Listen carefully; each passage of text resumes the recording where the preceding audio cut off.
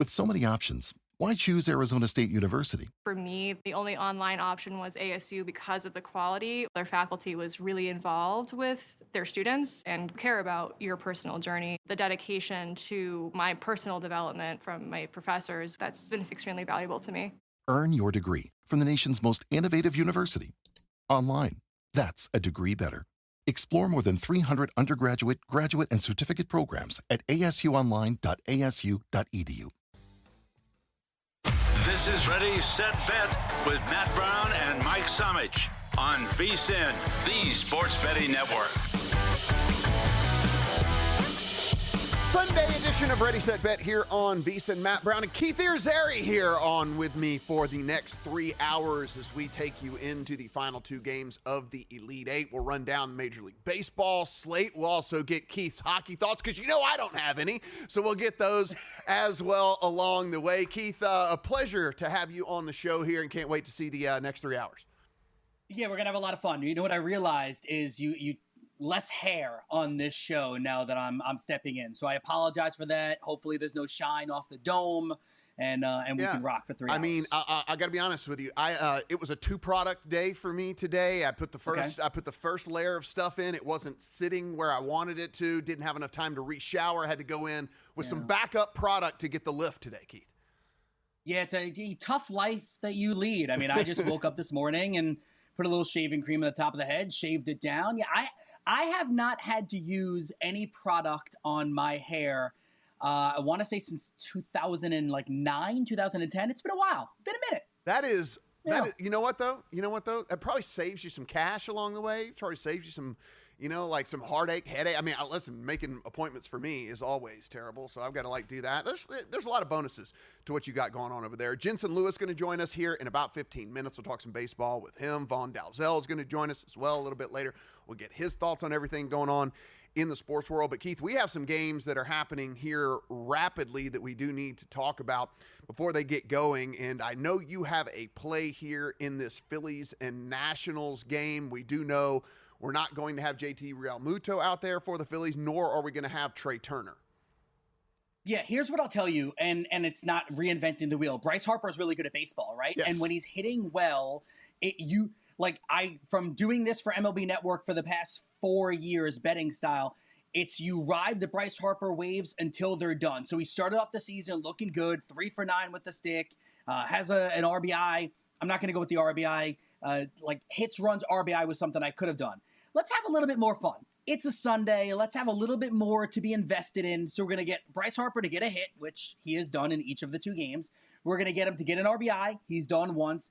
And we're going to get the Phillies to win this game because I think they sweep the Nats. I just don't think the Nats are going to be very good this year at all. Get you to plus 230. So it kind of works. And again, gives us something to be invested in early on in our baseball slate. Nola and Parker going at it here in this one, about minus 145 to 150 out there in favor of the Phillies. You can get best price in the market about plus 125 out there if you want to take Washington. Total sitting about 9 across the board.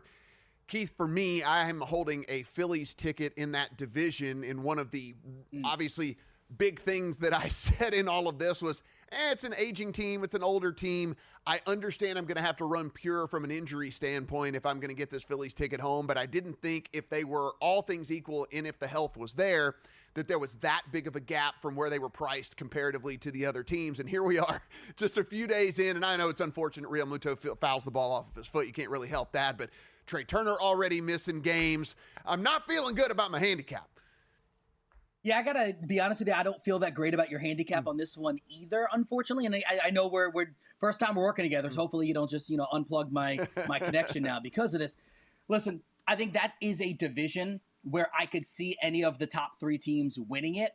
So I don't begrudge you for having a Phillies ticket, but I think when push comes to shove, I do think the Mets are going to be a little bit better than the Phillies. I think that the Mets will not be shy at the trade deadline. If Dylan Cease is available, I wouldn't be surprised if they were to go after him.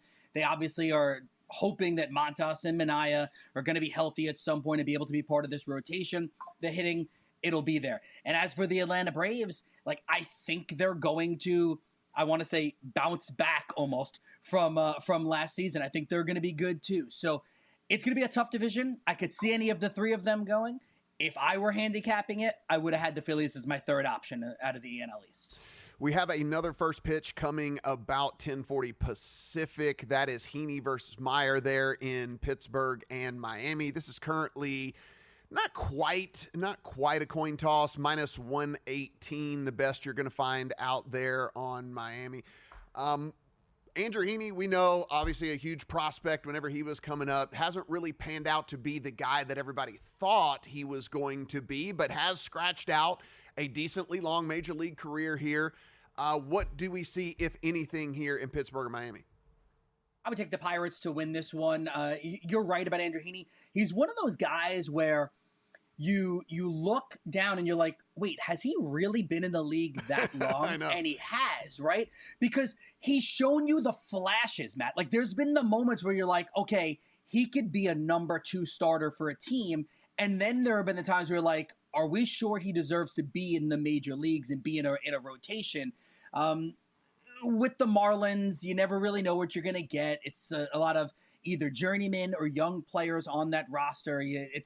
They're a hard team to figure out. I would take the Pirates here. Wouldn't be one of my stronger plays necessarily, but I would take them to win. Then our next first pitch, same time as that one, San Francisco, Cincinnati. This is Ray versus Martinez, a little bit shaded towards San Francisco here in this one. You can find a minus 115 out there, so almost a coin flip there.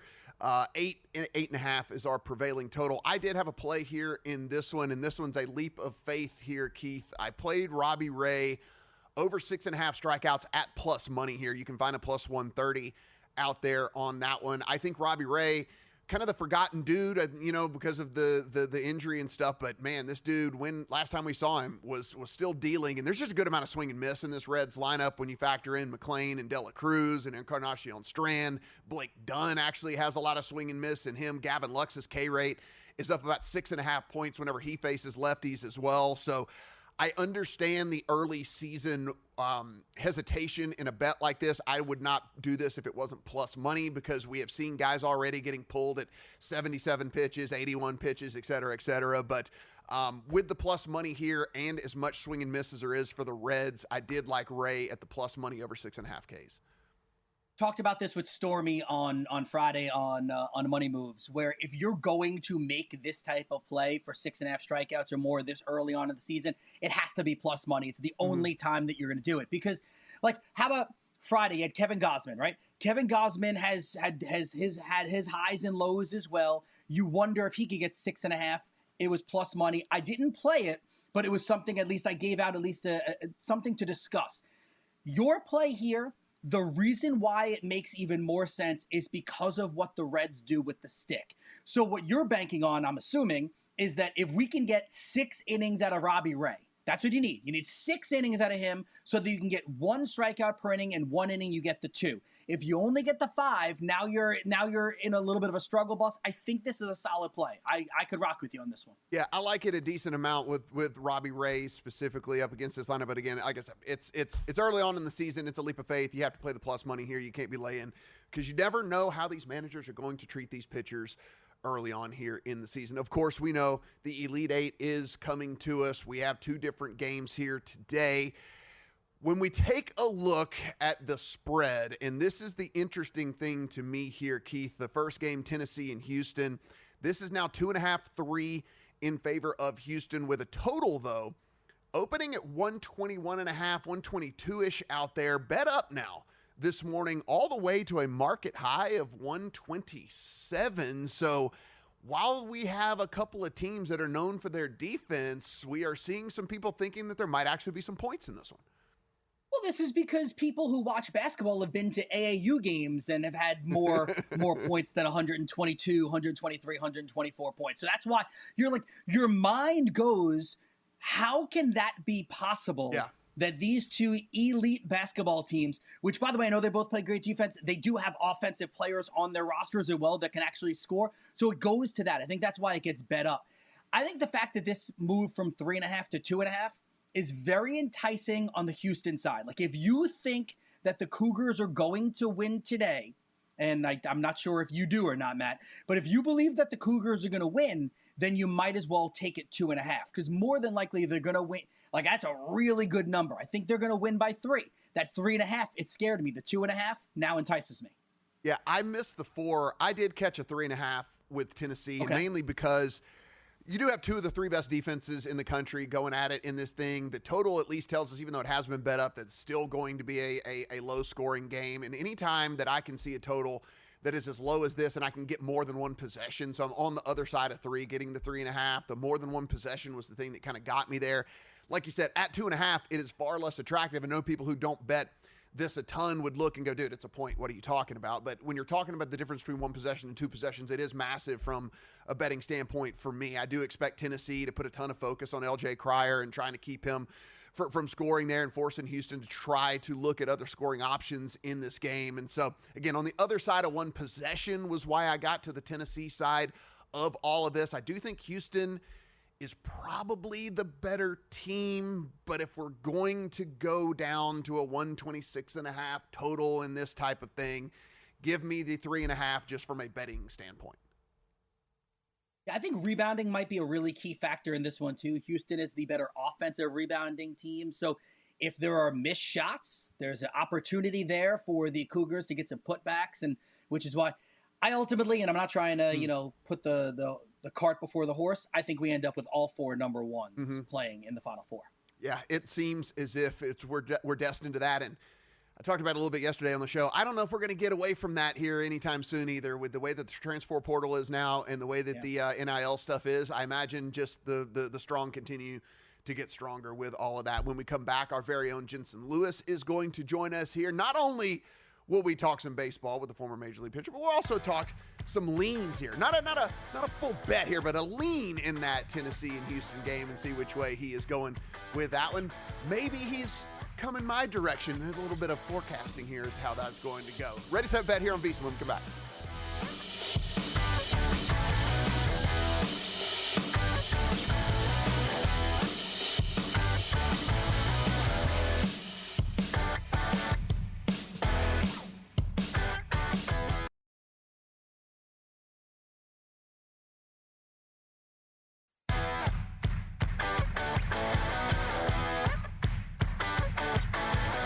Welcome back to Ready, Set, Bet with Matt Brown and Mike Samich on VSiN, the Sports Betting Network.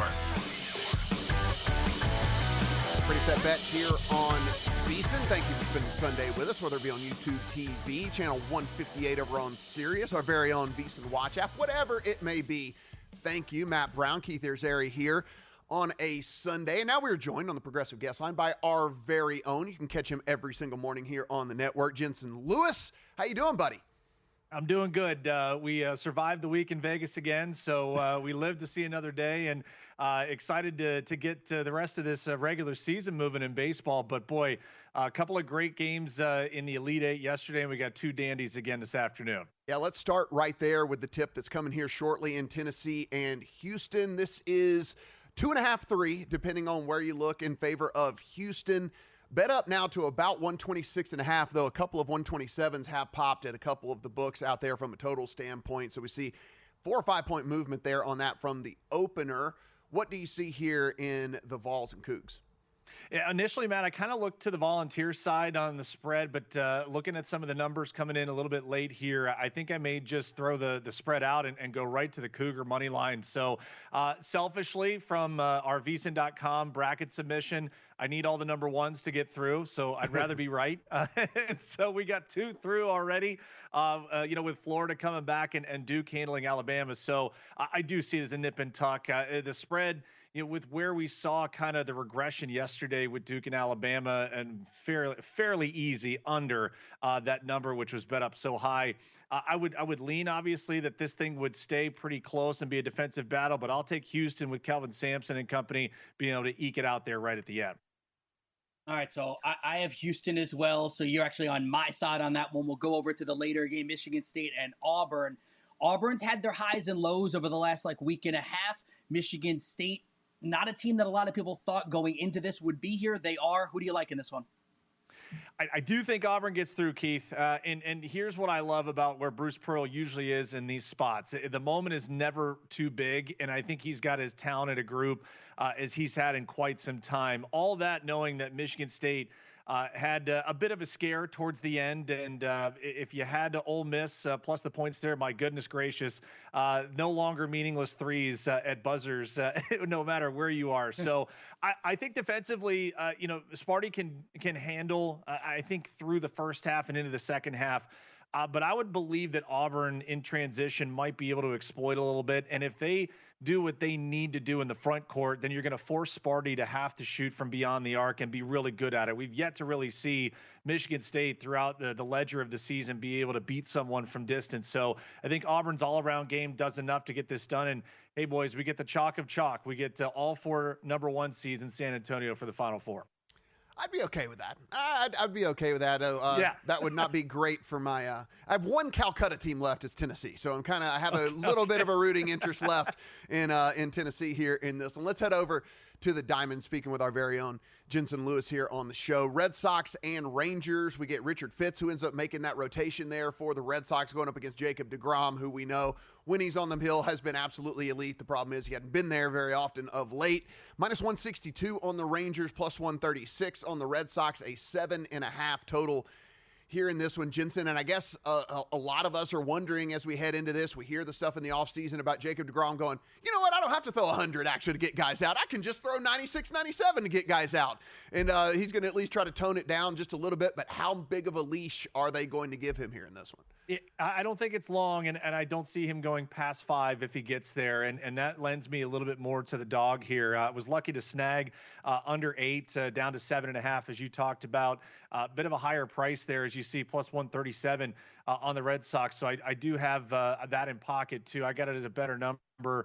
I think about plus 150. So, again, you're seeing a lot of the market like the name recognition here in deGrom, not giving a bunch of credit to Fitz there. But I think overall it's the lineup for the Red Sox that might be able to do enough against that Ranger bullpen. I would envision that deGrom is able to get out and do what he's done throughout what we saw in spring training. But I'm with you. I don't think the leash will be very long here for Bruce Bochy. And that was the prevailing sentiment that we heard out of Ranger camp was they were probably not going to let him go past 5 innings through the month of April. So a little bit of a handicap for people looking at the outs recorded, some of the strikeout props there as well. So keep that in mind every 5th day as Jacob deGrom takes his turn. So let's move on from deGrom, but stay with the whole leash idea there. So how do you handle pitcher player props early on in the season? Because Matt and I were discussing this a little bit in the previous segment. I think, Keith, that what I focus on more importantly are the managers, and we got a little bit of window into that Tokyo series when Dave Roberts and Craig Counsell both really were very, very stringent on how long they would let their starters go. And yes, there were a couple of instances, one with Roki Sasaki where he has the boatload of walks and really the troublesome 3rd inning and 4th inning. They weren't going to let him go past that. So I get that part of it. I also look at teams that are traditionally leaning heavy on bullpen early. You think about where the Cleveland Guardians have been throughout the last couple of years, and even this past year with Stephen Vogt really wanting to go more so with those bullpen options much earlier in games. And so a lot of it is organizational mentality, but I think also when you're looking at guys coming off of injury, we'll take deGrom as an easy example. I think for Boston too, and just in that game where they've already had injuries to the rotation before they got underway in the regular season, something to monitor here throughout the league is that guys that were stretched out a bit more into that 80, maybe 85 pitch mark in their last outing of spring training, you might be able to lean a little bit more to overs there. But I've kind of made a PSA, guys, on By the Books. I said, hey, April, I will caution you probably all the way through to the final week of April. If you want to go to pitching props, there's a level of trepidation there you're going to have to endure just because the quick hook is definitely in play for a lot of those managers. Yeah, the deGrom one really does stick out. He's set at 6.5 right now, and it's actually juiced very heavily to the over. And so if you're thinking 5 tops for him, he's going to have to be incredibly efficient out there to get that done. And so you're getting plus money taking an under on deGrom today. And I know it feels very unsettling to take an under strikeout prop with Jacob deGrom, but I mean, if we're playing the percentages, right?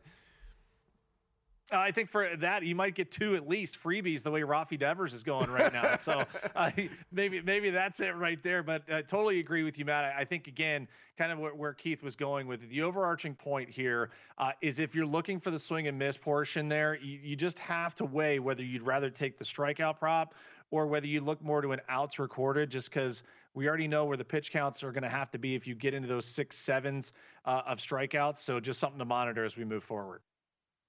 Jensen, I like to have props in my house, right? Like it's not like a betting thing. So I have my bat, right? Here we go. I don't know if you guys can see this. Yes, you can see it on the screen. Guess what?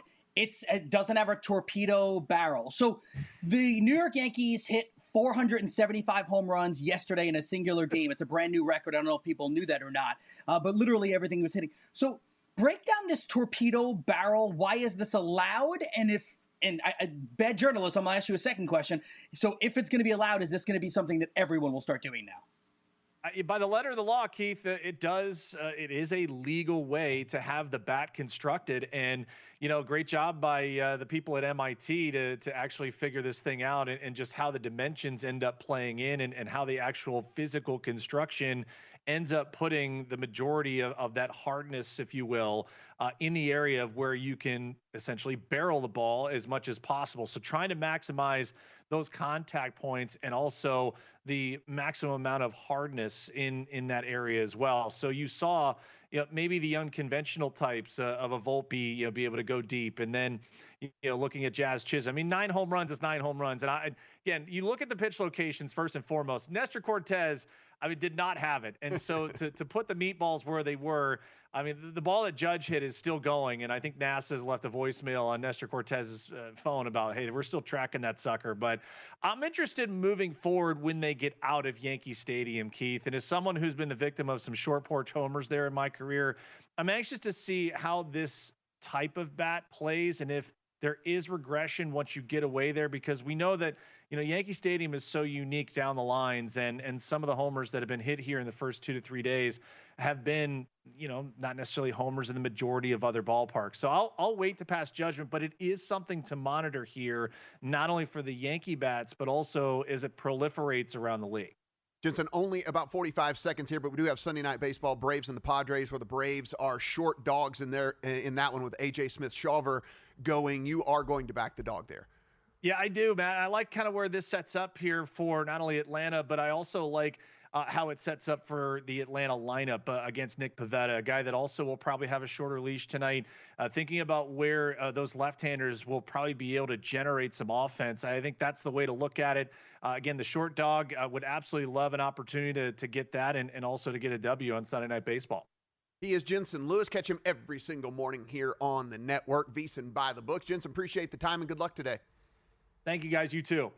Guys, VSiN.com/subscribe, $9.99 will get you a preview here of everything that we do. First 30 days, just $10. So go in. Not only do you get the video feed, but you get the picks page and the splits page and every one of the daily articles as well, breaking down all the stuff that's going on out there in the sports world. So don't have time to handicap tennis or golf or horse racing or whatever. We got you covered over there on VSiN.com. VSiN.com/subscribe, just $9.99 for the first 30 days.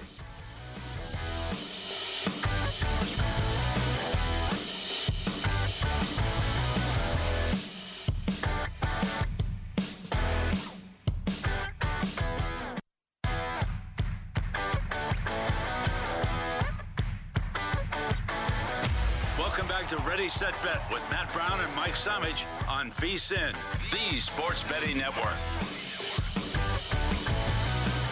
Ready, Set, Bet here on VSiN. Matt Brown, Keith Irizarry, as we count you down to Tennessee and Houston.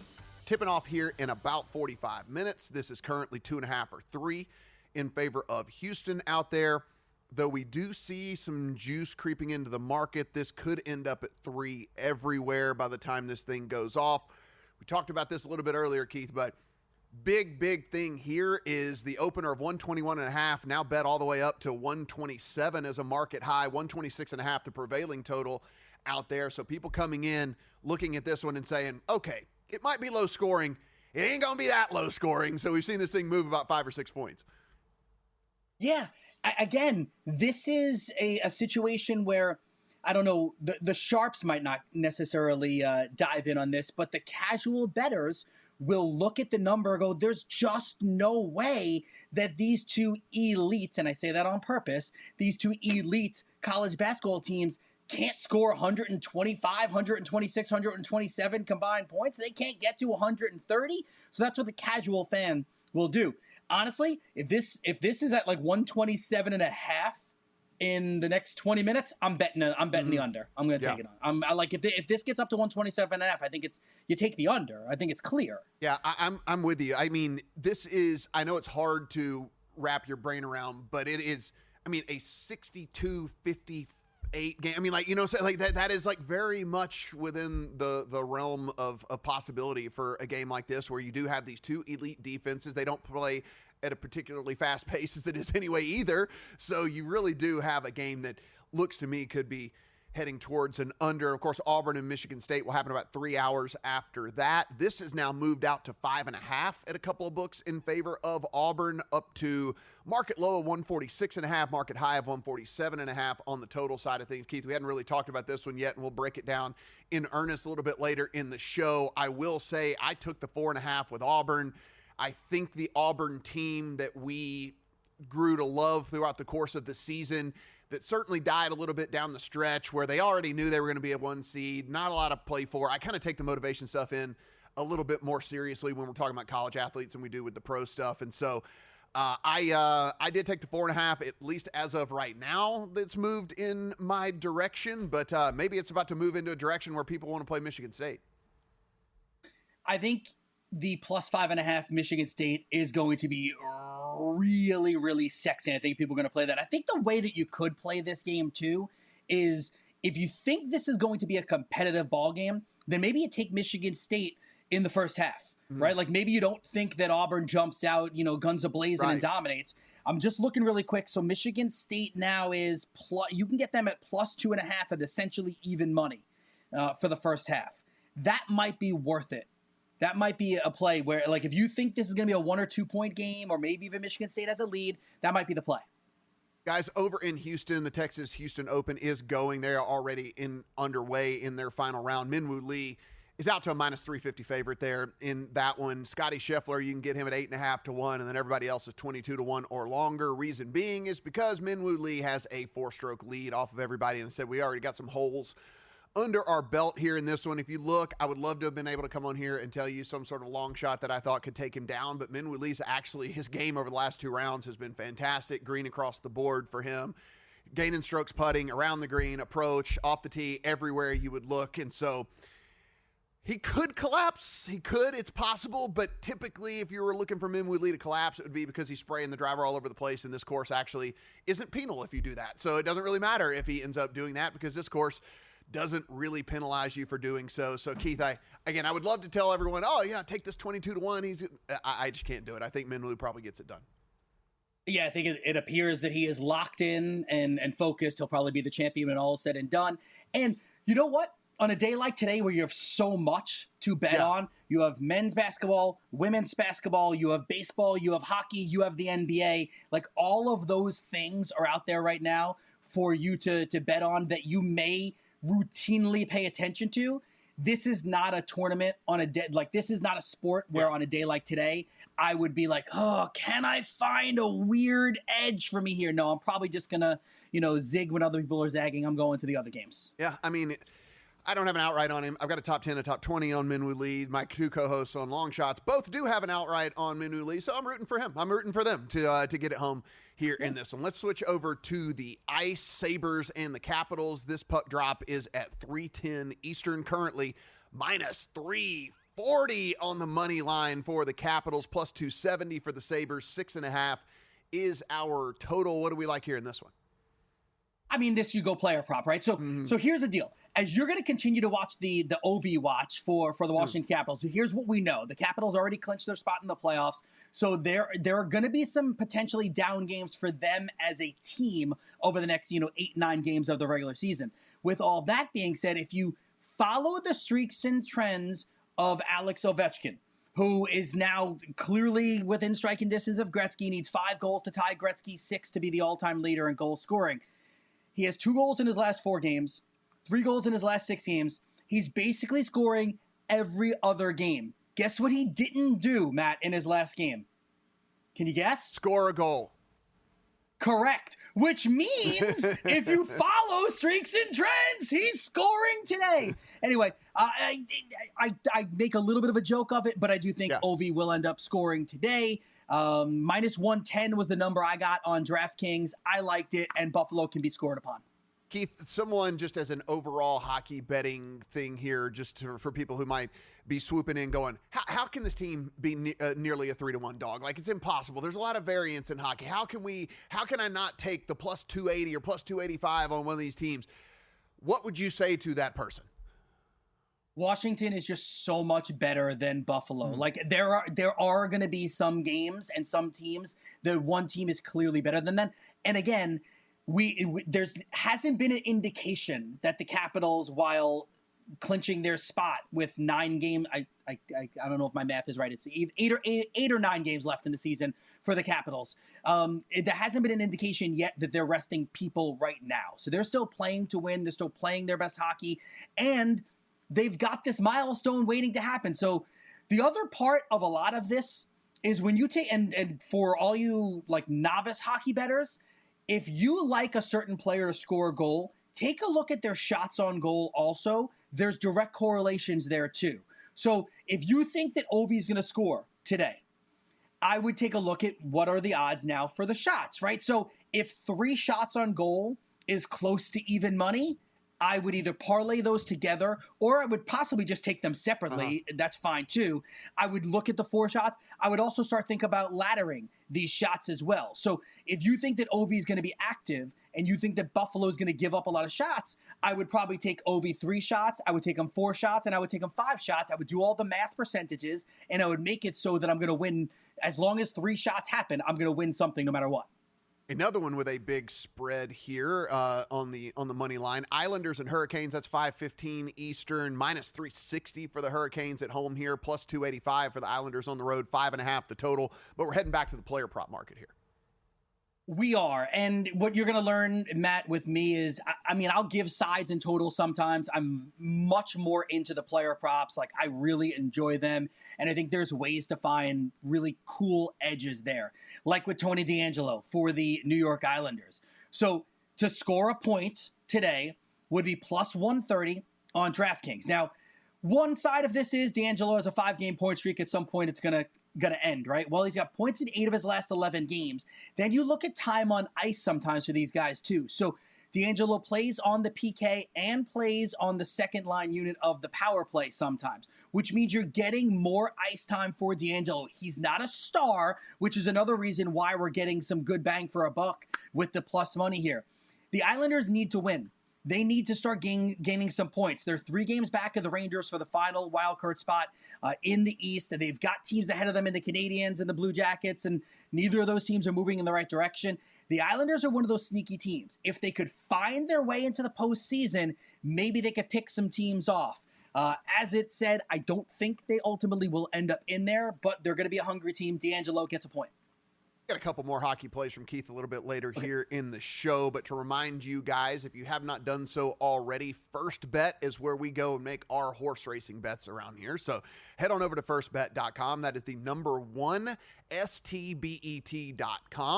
Go in and use promo code VSiN200. When you use that promo code of VSiN200, we are going to give you a 20% rebate on all of your wagers for the first 60 days, up to $200. The cool thing about First Bet, not only can you go in there and you can make your wagers in the app, but for the vast majority of the tracks out there, not just stateside here, but around the world, you can actually watch the races happen inside the app as well. So a really cool feature there with the guys over at First Bet. So again, firstbet.com, the number 1 STBET.com. VSiN200 is your promo code, 20% rebate on all your wagers for the first 60 days, up to $200. When we come back, we'll take a look at some good news, bad news out there. Let's talk more about these torpedo barrels and all the things going on out there in the sports world.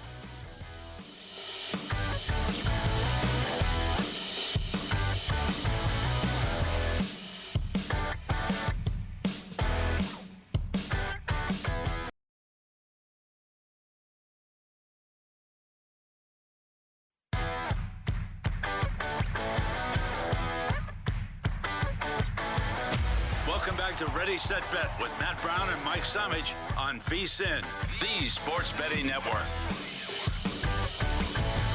Ready, Set, Bet here on VSiN on a Sunday. Matt Brown, Keith Irizarry here with me as we watch the money roll in on Auburn.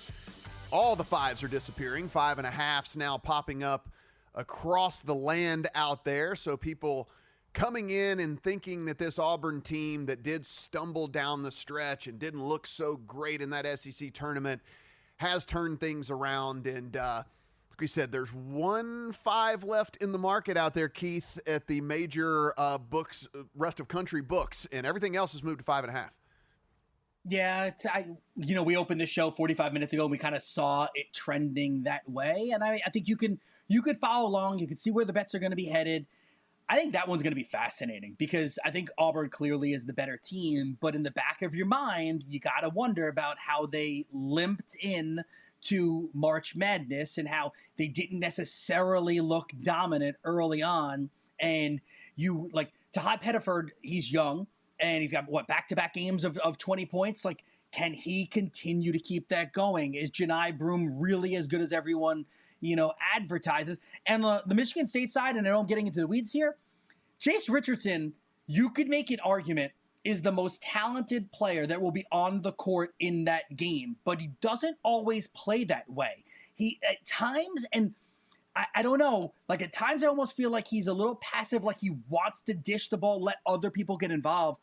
If Michigan State was to win this game, I think that Jace Richardson has to be a guy that scores in the 20s today. Like I think he's got to get you 20, 22 points, something like that. And I think that would be that's a recipe for success for Sparty. Still sitting at 2.5 on the juice side of things at most books out there in that Houston-Tennessee game. Again, that'll be tipping off here in about a half an hour. We go through all of the sporting news out there. We pick out some of it, let you know whether we think it's good or bad. News.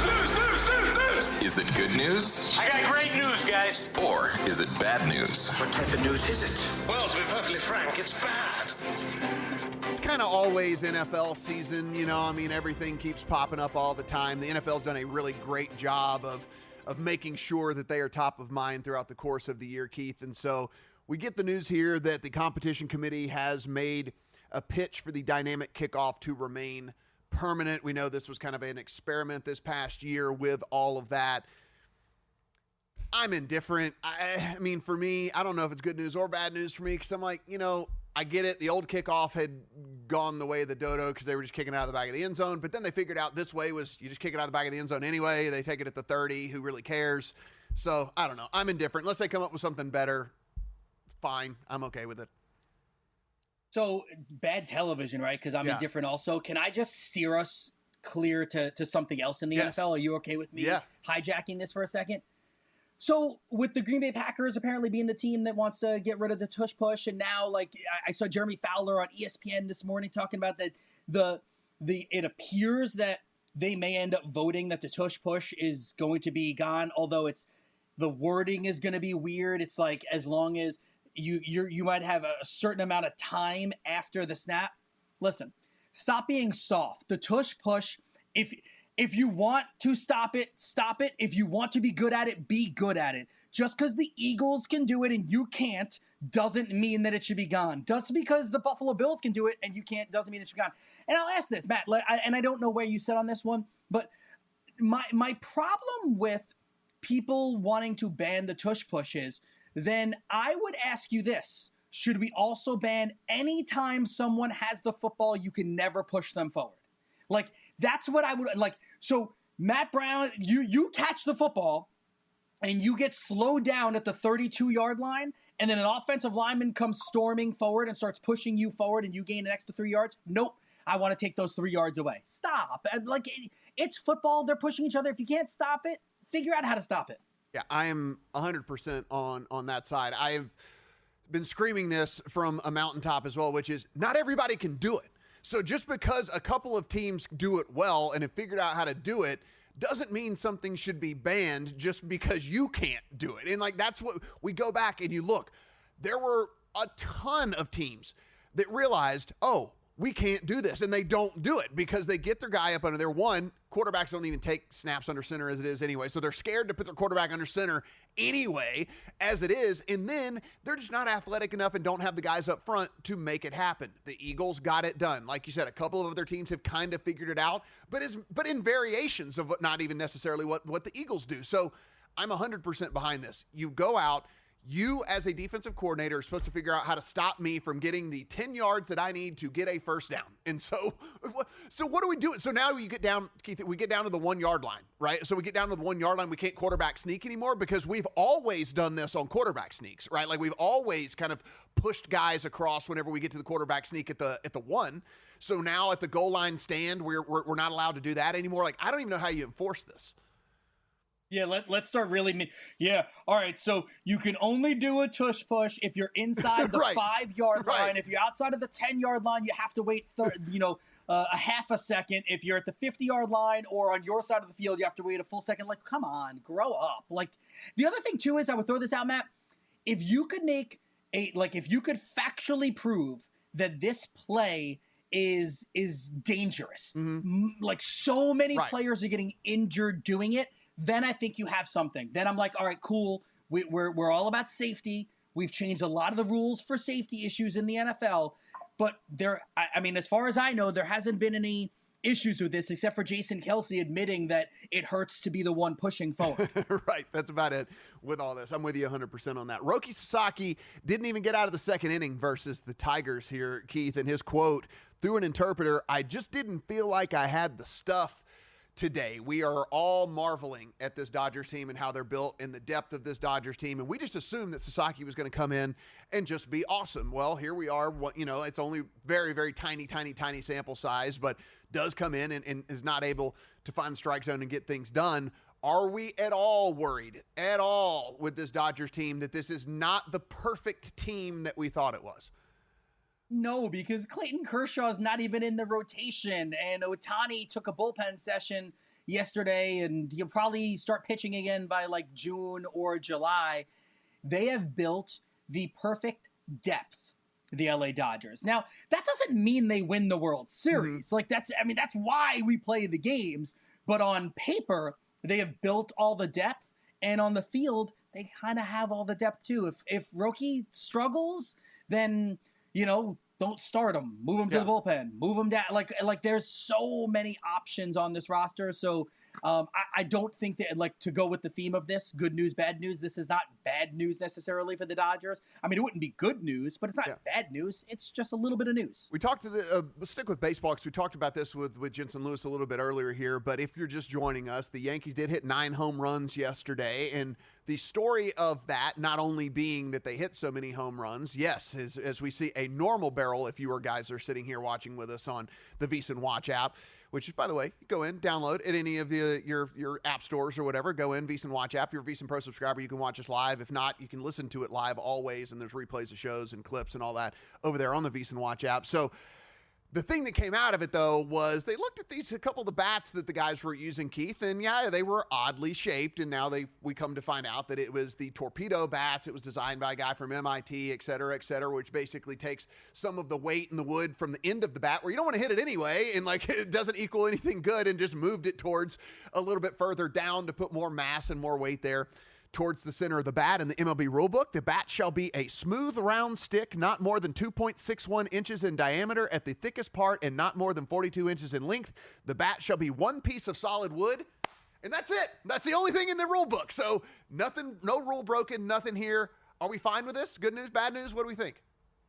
This is really good news because I like offense. And I think that if the Yankees use these bats and it works for, let's say, the next week or so, you're going to see other teams start coming up with these bats and bringing this about. The other thing, too, is we had Jensen on, and Jensen was talking about, let's see what it does outside of Yankee Stadium.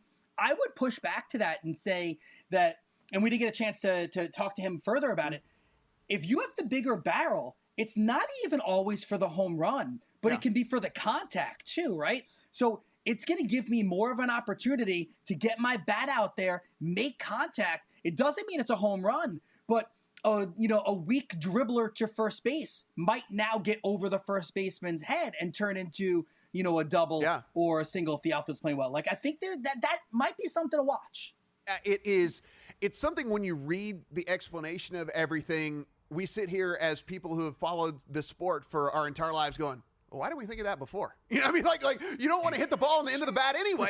So why wouldn't we just move to where you're trying to hit the ball? You're trying to hit the ball closer to the label and the barrel and all the things like that. So it's like they do this and everyone's like, oh, up in arms. I'm going, this seems like this should have been obvious. Like we probably should have done this a long time ago. I'm fine with it too. I like more offense. These pitchers are figuring out how everybody throws 97 now. So give the guys at least a little bit more of a tool to get it done. When we come back, of course, we are counting down to tip off our final thoughts here on Tennessee and Houston.